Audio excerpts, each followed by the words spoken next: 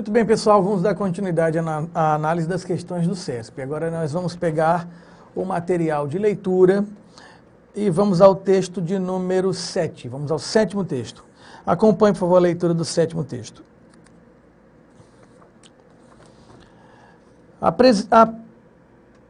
persecução penal se desenvolve em duas fases.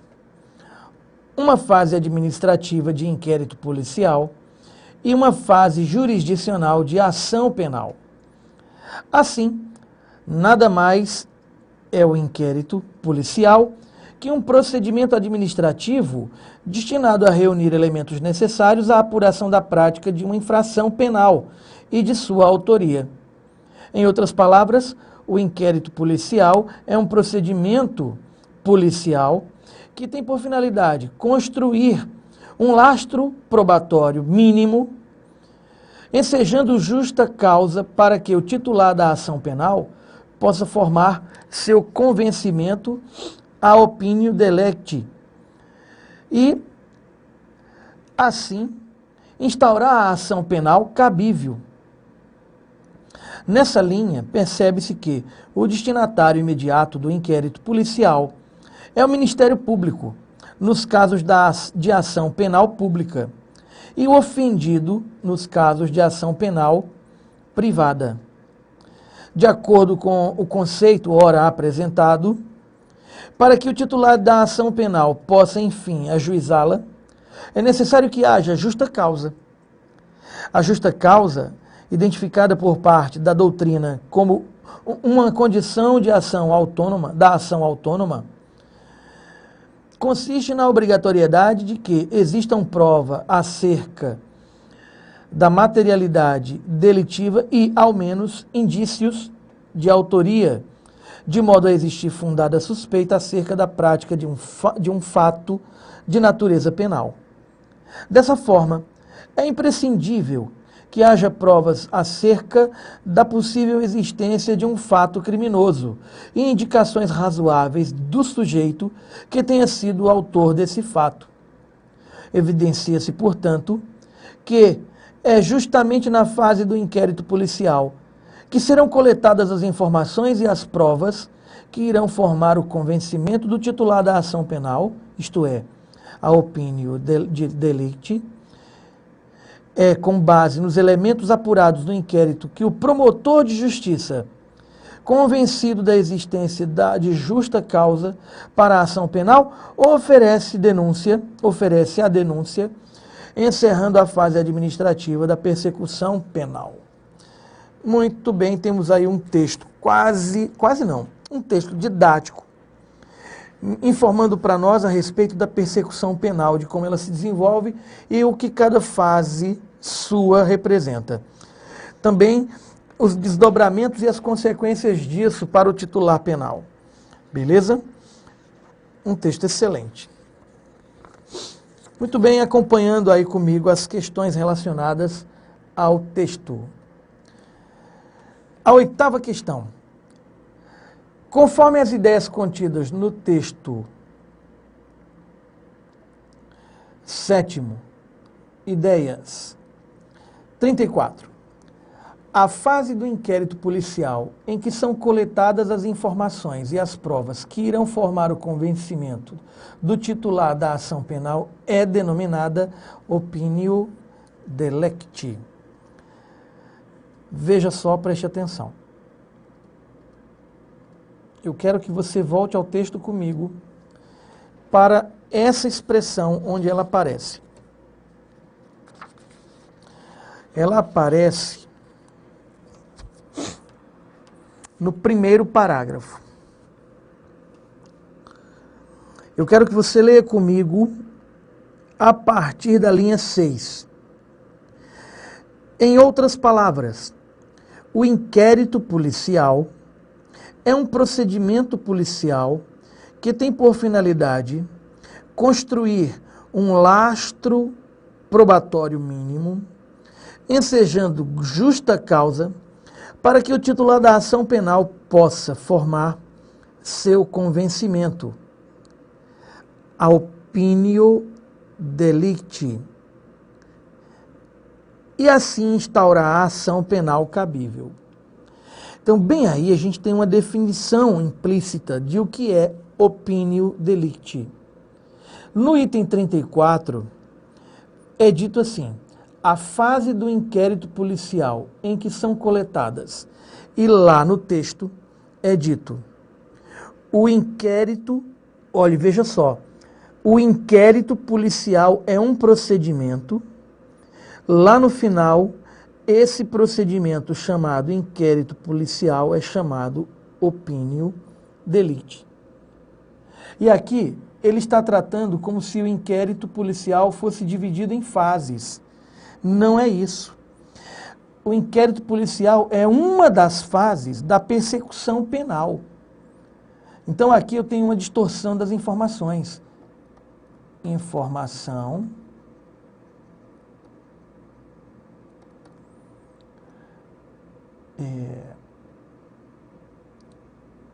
contraditória.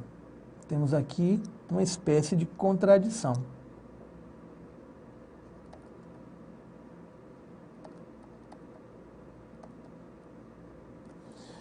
Então, item número 34, errado. E veja, não é necessário que você tenha profundo conhecimento em direito penal para você chegar a essa conclusão, porque a questão, ela trabalha com o reconhecimento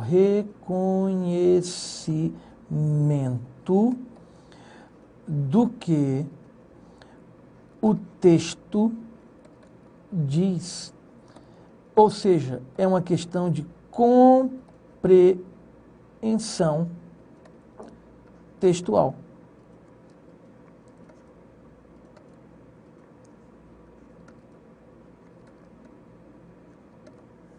Beleza?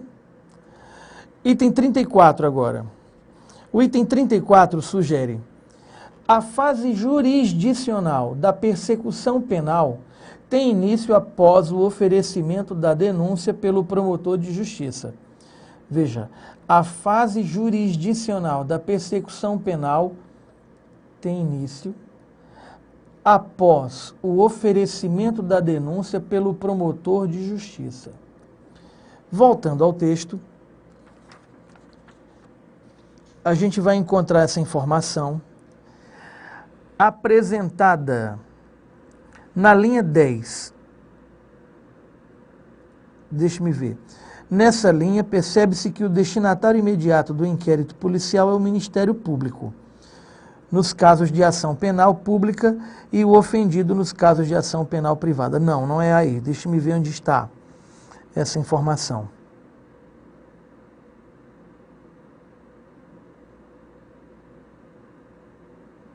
Muito bem. Lá no último parágrafo, eu quero que você leia comigo a partir da linha 27. É com base nos elementos apurados no inquérito que o promotor de justiça, convencido da existência de justa causa para a ação penal, oferece a denúncia encerrando a fase administrativa da persecução penal. Então, se ele encerra a fase administrativa, qual é a outra fase? É a fase jurisdicional. Corretíssimo o item 35. A fase jurisdicional da persecução penal tem início quando acaba a fase administrativa. E a fase administrativa acaba quando, após o oferecimento da denúncia pelo promotor de justiça, se inicia, portanto, a fase jurisdicional. Lá no primeiro parágrafo, é dito isso de forma resumida nas 3 primeiras linhas. A persecução penal se desenvolve em 2 fases. Uma fase administrativa de inquérito policial e uma fase jurisdicional de ação penal. Beleza? Correto o item 35. Vamos ao item 36. A existência de prova de materialidade delitiva é suficiente para que se considere a existência de indícios de autoria. Muito bem, preste atenção. A existência de prova da materialidade, a existência de prova da materialidade delitiva é suficiente para que se considere a existência de indícios de autoria. A gente volta ao texto e vai analisar o seguinte.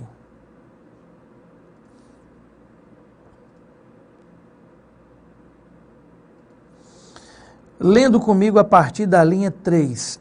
Assim, nada mais é o inquérito policial que um procedimento administrativo destinado a reunir elementos necessários à apuração da prática de uma infração penal e de sua autoria.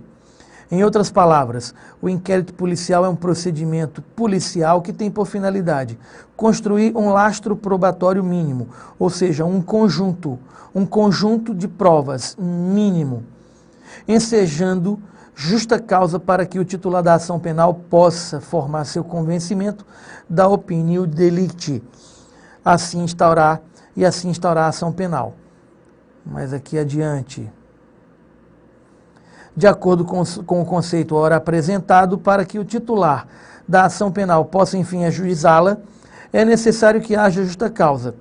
A justa causa é identificada por parte da doutrina como uma condição da ação autônoma consiste, veja só, na obrigatoriedade de que existam prova acerca da materialidade delitiva e, conjunção aditiva, e, ao menos, indícios de autoria, de modo a existir fundada suspeita acerca da prática de um fato de natureza penal. Portanto, dessa forma, dessa maneira, é imprescindível que haja provas acerca da existência de um fato criminoso e indicações razoáveis do sujeito que tenha sido autor do fato. Portanto, a existência da prova da materialidade delitiva é suficiente? Não. Ela é um dos elementos probatórios para que se considere a existência de indícios de sua autoria. Um dos elementos. Beleza? Então aqui a informação trazida no item 36, ela é uma informação parcial. Se ela é uma informação parcial, ocorreu aqui um erro de redução. Errado o item 36. Beleza? Excelente questão. Uma questão que, claro, o sujeito conhecedor do assunto terá mais facilidade em reconhecer as informações. Mas um sujeito não conhecedor do assunto, pela capacidade de leitura e reconhecimento das informações, também será capaz de chegar às respostas. Vamos agora à questão de número 9. Julgue os itens que se seguem a respeito das estruturas linguísticas do texto 7º. Muito bem. Haveria prejuízo à correção gramatical do texto se o vocábulo que fosse substituído por onde? Muito bem, vamos analisar. Onde está o vocábulo que? Linha 26. Eu quero que você leia um pouquinho antes, eu quero que você leia comigo a partir da 24. Evidencia-se, portanto, que é justamente na fase do inquérito policial que serão coletadas as informações e as provas que irão formar as provas, as quais irão formar o convencimento do titular da ação penal. Eu não posso trocar esse que por este onde, simplesmente pelo fato de o pronome relativo onde é usado para se referir apenas a lugar. Não é o caso. Então, o item número 37 se desenha como errado. Item 38. A correção gramatical e a coerência do texto, portanto, aqui, olha, correção gramatical, agora, correção gramatical e coerência do texto, seriam preservadas caso as formas verbais possa formar e instaurar fossem substituídas respectivamente por forme e instaure. Muito bem, preste atenção. Forme e instaure. Perdão, fiz uma análise equivocada. Vamos aqui voltar rapidinho. Quer dizer, fiz a análise certa, mas marquei o item errado. Haveria prejuízo à correção gramatical. Haveria prejuízo. Foi dito que haveria prejuízo. De fato, haveria prejuízo, é certo. Tô doido. Coloquei aqui errado. Certo. Perdão. Certo, haveria prejuízo. Haveria prejuízo. Beleza? Acabamos de analisar. Então, voltando agora para 38. Então, ele sugere que eu possa trocar, que eu troque as formas possa formar e instaurar por forme e instaure. Vamos verificar. Vamos verificar. Possa formar, se você observar bem, traduz uma possibilidade. Essa possibilidade aí é apresentada no presente do subjuntivo. Como o verbo em instaurar é o mesmo, eu não repito esse verbo, ocorre aí um paralelismo sintático. Vamos acompanhar, vamos colocar aqui um slide novo e vamos colocar aqui o trecho em evidência, que é o seguinte, ó. Acompanhe comigo. A linha de referência é a linha 10, 9 e 10. Acompanhe aqui.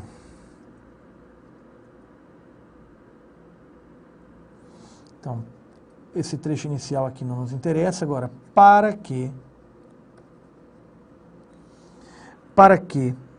o titular da ação penal, o titular da ação penal possa formar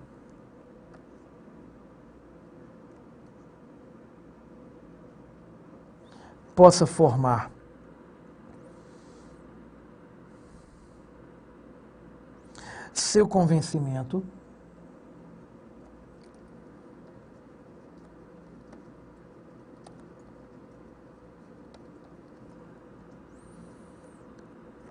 que é a opinio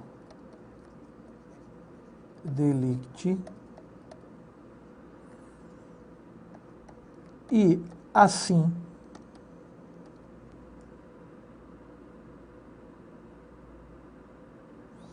fica subentendido, ó,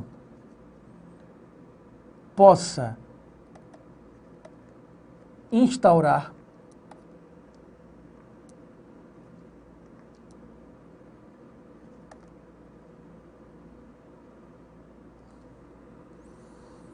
a ação penal cabível.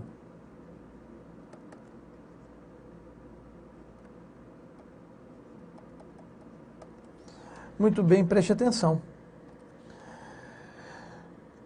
Possa formar uma locução verbal conjugada no presente do subjuntivo. Pegue o verbo principal formar e conjugue nesse tempo verbal aqui e você troca essa locução por forme. E possa instaurar, o possa fica subtendido, repito, como as frases são paralelas, as estruturas gramaticais no paralelismo iguais, eu posso omitir. Então, possa instaurar, pegue o verbo principal e conjugue no tempo presente.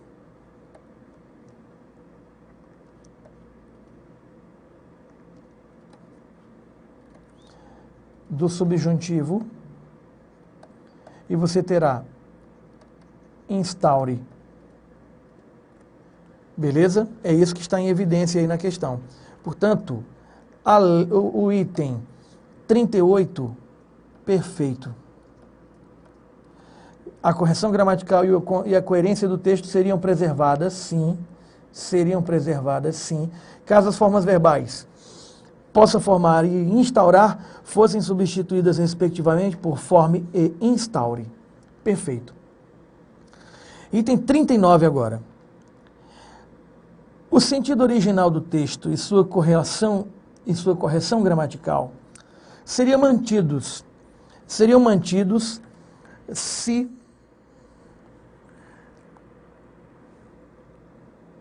o período dessa forma, parará, o autor desse fato, da linha 21 à linha 23, fosse reescrito do seguinte modo: assim, é imperioso que exista provas acerca... Muito bem, tem aí um erro. O verbo existir é um verbo intransitivo. O que existe, existe. Só que ele é também um verbo pessoal. Isto é, ele concorda com o seu sujeito. Cadê o sujeito de exista? Está bem aqui, ó. Provas acerca da existência de um fato criminoso e indicações sólidas de quem tenha sido o autor desse fato. Eu tenho um sujeito composto. Deslocado. Existe uma situação que diz assim: quando você tem um sujeito composto deslocado para depois do verbo, posposto ao verbo, você pode concordar o verbo com a totalidade do sujeito composto ou com o elemento mais próximo. Meu amigo, tanto concordando nesse caso com a totalidade, o verbo tinha que ficar no plural, quanto com o elemento mais próximo também tinha que ficar no plural, porque o elemento mais próximo, provas, está no plural. Então, ele fala de sentido original e correção gramatical. A correção gramatical já foi alterada. Então você já coloca aqui que a questão está errada. Está vendo? O item está errado. Agora, analisando como um todo, assim é imperioso que exista provas acerca da possível existência de um fato criminoso e indicações sólidas de quem tenha sido o autor desse fato.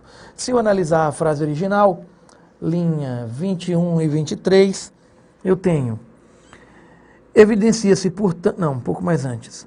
Dessa forma, é imprescindível que haja provas acerca da possível existência de um fato criminoso e indicações razoáveis do sujeito que tenha sido o autor desse fato. Olha, o sentido não mudou muito não, mas a preservação gramatical foi quebrada. Convém lembrar um detalhe, vamos aqui a um slide. Preste atenção. Eu tenho o verbo haver, que pode ser empregado no sentido de existir, no sentido de ocorrer, ou no sentido de acontecer. Convém lembrar que essas duas formas aqui são sinônimas. Agora, nós estamos falando aqui de semântica. Isso aqui, eles são equivalentes, mas no plano ou do ponto de vista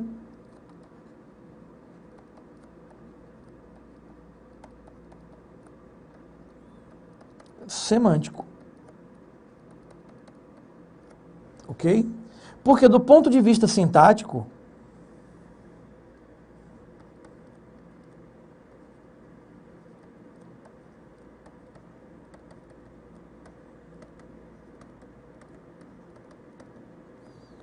perdão, vou colocar maiúsculo também.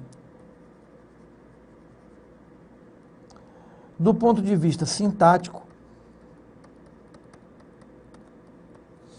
eles são diferentes.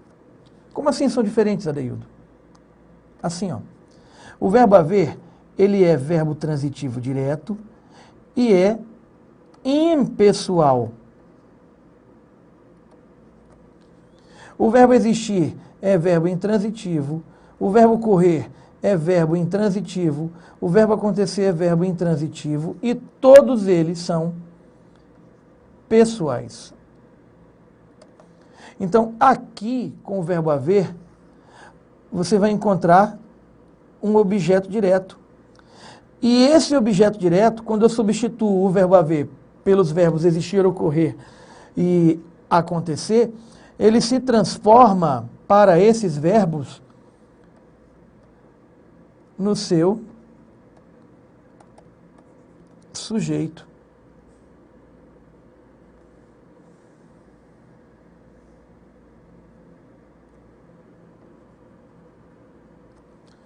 Beleza? Então, se eu digo, existem pessoas na sala,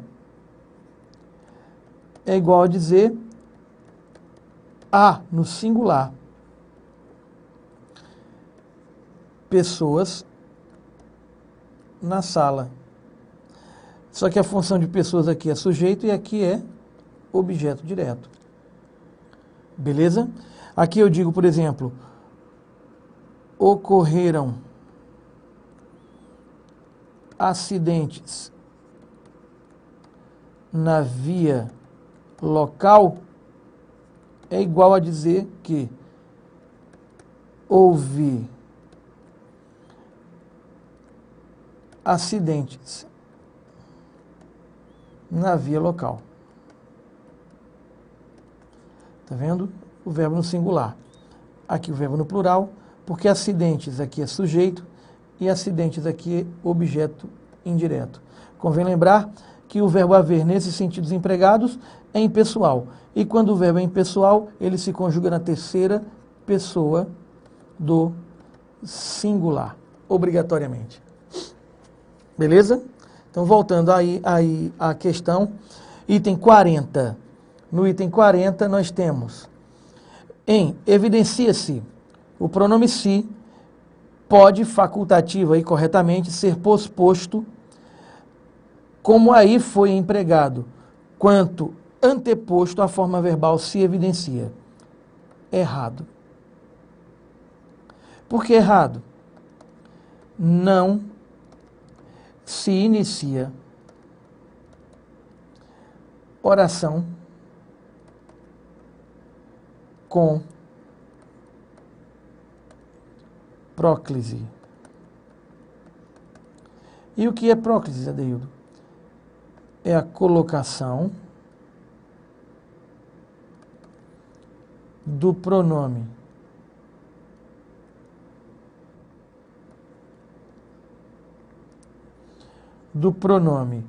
oblíquo, átono, em relação ao verbo. Então, próclise, não se inicia a oração com próclise. Aqui, E maiúsculo, você tem uma oração iniciando, você tem aí um período iniciando. Pronome oblíquo depois do verbo, na função de ênclise. Beleza? Aí ele pergunta se eu posso fazer isso. Não, não posso. Porque aí eu firo o princípio gramatical, eu firo a ideia do corretamente.